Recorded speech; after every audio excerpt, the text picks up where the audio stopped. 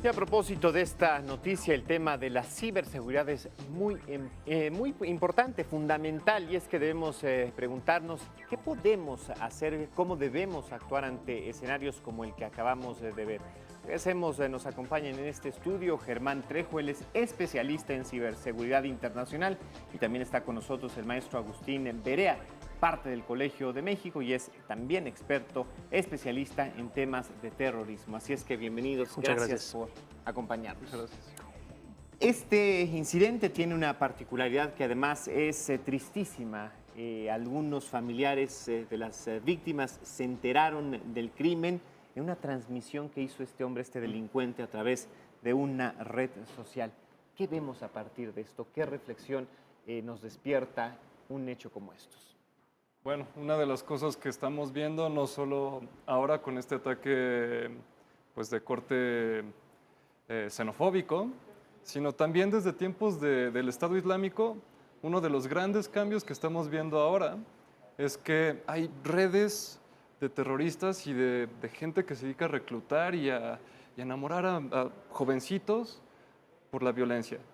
Y entonces vemos foros, vemos chats y algo que no se dice mucho, pero muchos chats de juegos en línea, que son lugares donde de repente salen este tipo de ideologías y este tipo de, pues, de motivaciones para hacer este tipo de acciones tan crueles.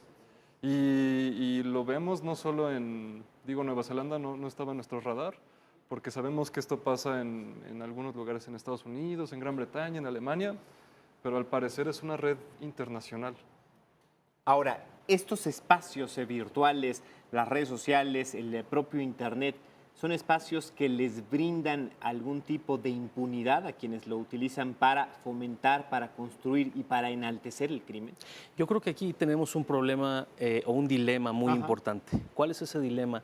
Es la parte, primero, de lo que ejerce o lo que debe de ejercer la libertad de expresión, por un lado, la tecnología y el avance que todos queremos ver en nuestras sociedades, y por otro lado, esa línea muy marcada que a veces se diluye de lo que es un delito, de lo que es legal y de lo que no es legal. Yo creo que estos espacios desafortunadamente se están utilizando para diluir esa parte de lo que es mi derecho de poder acceder y exponer información versus lo que es esa parte de lo que es ético, que es muy difícil, Claro. lo que es legal, que también es en muchos países, puede ser legal en un país y puede ser no legal en otro país, y cómo este sistema, esta red global, permite o no permite que podamos hacer este tipo de diferenciaciones. Yo creo que los países tienen que abundar primero en la legislación y en el marco jurídico que cada uno de esos países tiene que estar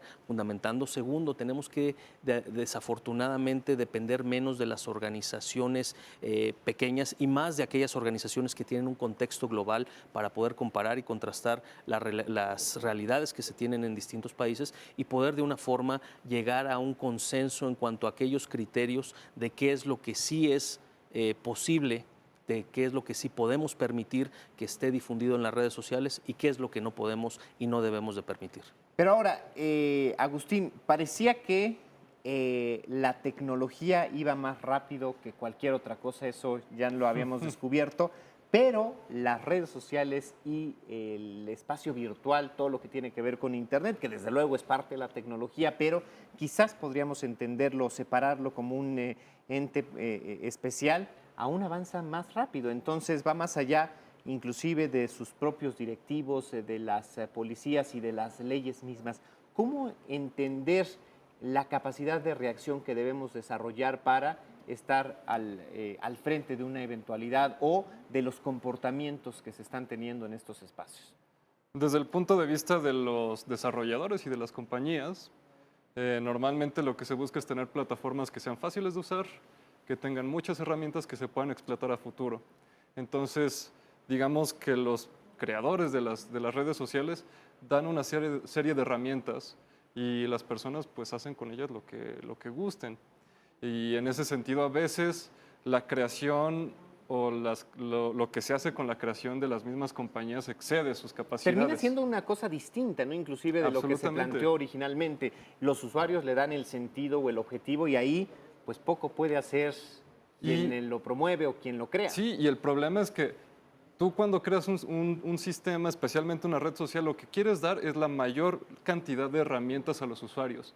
Pero de repente, cuando los usuarios las empiezan a explotar, es muy difícil que entonces tú te vayas varios pasos atrás para decir, no, hasta ahí no. Porque también si tienes un sistema muy restrictivo, pues también pierde... Parte de esta esencia, ¿no? De la libertad que decía Germán. Exactamente. Que es parte de lo que nosotros buscamos y hemos encontrado como mayores virtudes en las redes sociales y el Internet. Germán, ¿cómo deben de construir las autoridades? ¿Es el derecho internacional quien de alguna u otra manera también debe de participar en esto? ¿Cuáles son los mecanismos para garantizar en el marco de la ley el buen comportamiento de quienes hacemos uso de las herramientas tecnológicas? Yo creo que no es una respuesta fácil, pero sí podemos, sin duda alguna, ver cuáles son los casos de éxito o hacia dónde van aquellos países que están tomando los pasos adecuados y que no les está haciendo fácil. Caso específico, no sé, las propias legislaturas estatales en los Estados Unidos, donde hay estados que han avanzado mucho en este tema. El caso de Colombia, que es un caso muy importante, donde ellos están haciendo lo adecuado, pero el tema político en el Ministerio de Tecnología ha tenido sus oposiciones por parte de cuestiones políticas, no de cuestiones operativas ni que tengan nada que ver con la tecnología. Entonces creo que es importante que vayamos viendo cómo hay casos de éxito, casos que sí están avanzando. En el caso de México, porque en su momento lo tenemos que legislar aquí, no solamente por temas de terrorismo, pero aquí tenemos situaciones en temas de crimen organizado, narcotráfico, aquellas decapitaciones personas, que abuso veíamos de nosotros menores. en el Internet. Creo que eso se tiene que regular. Creo que nuestros diputados tienen ahorita la gran oportunidad, nuestros senadores tienen ahorita la gran oportunidad de revisar estos temas. ¿Para qué? Para que no estemos ojalá nunca pase, pero para que no estemos en un futuro lamentándonos porque no generamos un marco de comportamiento legislativo dentro del Internet, no solamente que vea este tema de las transmisiones en vivo de las redes sociales, sino también temas del robo de identidad, temas de cómo manejar el comercio en línea, temas que tienen mucho que ver con una serie de delitos que ahorita pues nosotros estamos categorizando como los delitos antiguos, que eran delitos físicos. Ahorita ya no solamente son delitos físicos, ahora son delitos que desafortunadamente están pasando, se pueden generar en otra parte del mundo donde ni siquiera tenemos jurisdicción. La para poder virtualidad, ¿no? Que es de verdad un espacio en el que nos preguntamos si ni siquiera lo entendemos en esta descripción que pudiéramos definirla a través de la semántica y de las palabras, pues bueno, todavía más difícil en el sentido estricto de la operación. Ahora, los propios espacios tienen sus mecanismos y son estos suficientes para tratar de inhibir y tratar de identificar los contenidos nocivos o los contenidos que delinquen y pues de manera automática bajarlos, contenerlos o restringirlos. Bueno, a mí me tocó estudiar en Palo Alto, en Stanford, y fui de alguna forma testigo de cómo este tema de inteligencia artificial se empieza a desarrollar y es una bola de nieve que no tiene final. Es decir, estamos viendo cómo crece, cómo se desarrolla, cómo evoluciona día con día este tema y desafortunadamente la capacidad de nuestros técnicos para desarrollar esos algoritmos que puedan identificar ciertas tendencias, ciertas claves, ciertas palabras, ciertos comportamientos, se ve también rebasada por la misma evolución de la tecnología que estamos viendo, que es una cosa muy buena, pero que también tiene sus temas muy malos. Entonces, yo creo que aquí, de nuevo, regresando a qué es lo que tenemos que hacer los países, qué es lo que tienen que hacer nuestros gobiernos, pues bueno, son varias cosas. No solamente es el tema legislativo y el tema de poder generar un marco legal, es también la inversión en la educación de nuestros jóvenes. ¿Por qué? Porque yo comentaba hace algunos meses con un líder, un presidente de un país, me decía, hay que hacer un tema de desarrollo de oficios. Le decía, presidente, muy bien, pero ¿a cuántos jóvenes ves tú en la plaza principal con un martillo en la bolsa, con un serrucho en la bolsa? Y pregúntame a cuántos ves con un smartphone. Claro.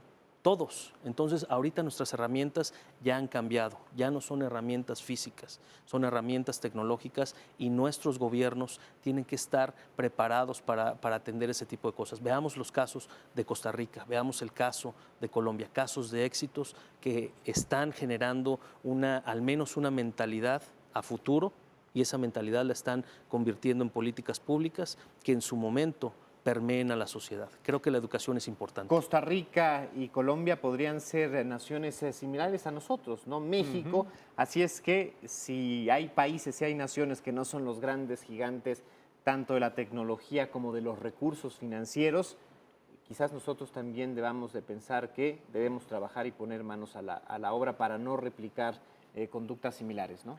Por supuesto, hace no mucho tiempo, creo que hace un mes, se publicó un ranking de la capacidad de ciberseguridad internacional, Bien. donde se evaluaron 60 países. México no quedó tan mal parado, quedó me parece que en 18 de 60, pero sí quedamos un poquito abajo de un país que sería más o menos nuestro par en términos de ingreso y de capacidad de infraestructura, que es Turquía.